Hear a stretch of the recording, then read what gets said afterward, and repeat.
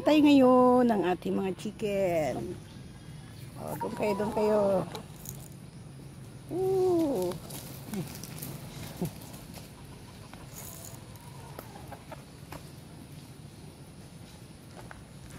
Napakain ko sila ngayon ng saging. Takaw na chicken. Chicken yan, chicken. Ang mga chicken. Tapos magtatakbuhan yan sila. Oh, kanya-kanya na silang pwesto. Sila pwesto, kanya-kanyang pwesto. Ay, sisa. Wala na isa. 14. Kanya-kanya na silang pwesto. Ito, naubusan na sila. O, dito. O.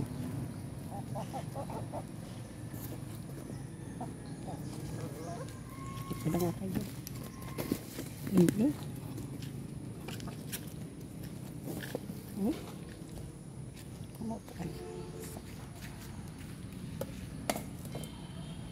Kanya-kanya na silang pwesto.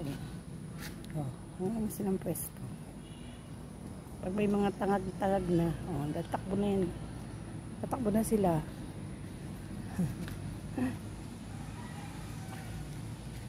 Puno pa yung bunganga. Oh. Punong-puno pa, oh. Oh.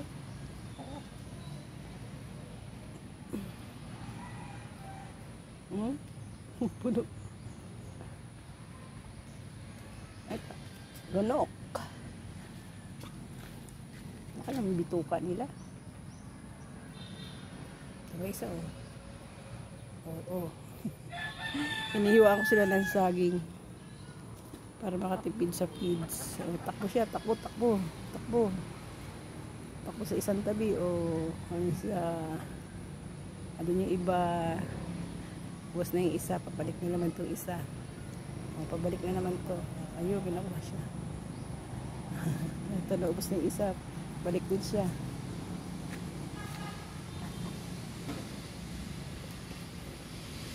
Ayan pa. Gusto nila yung saging. Para sila mga isda.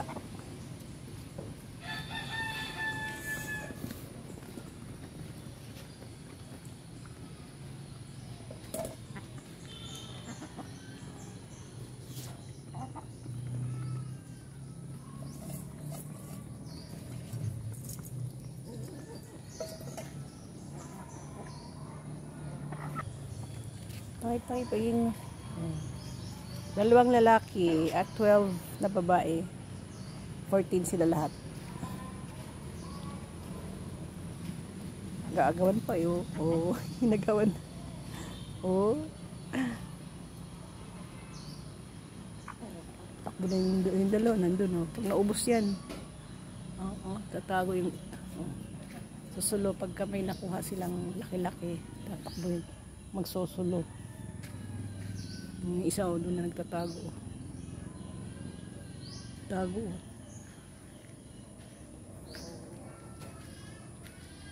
Ano? Oh, padaubos na. Paubos na, balik naman siya. Meron pa nga sa bibigyo. Balik naman siya, oh. Balik naman siya doon.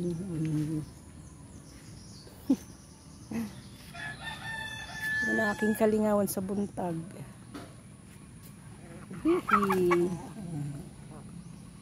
Sama-sama sila kasi maliliit. Pero pag may natangag na malaki na, alis, tatakbo. Parang kurap din to mga manok na to, ha. Habang maliit sama-sama pa, pero pag nakadagit ka ng malaking halaga, lalayas na. Oo, ayan, oh. Talaga, ha. Parang style corruption. Mahilig din sila sa corruption. 1, 2, 3, 4, 5, 6, 7, 8, 9, 10, 11, 12, 14 na sila.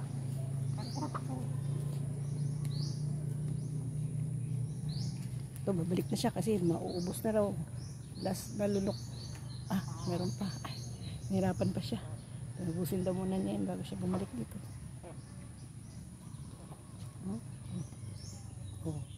Inagaw.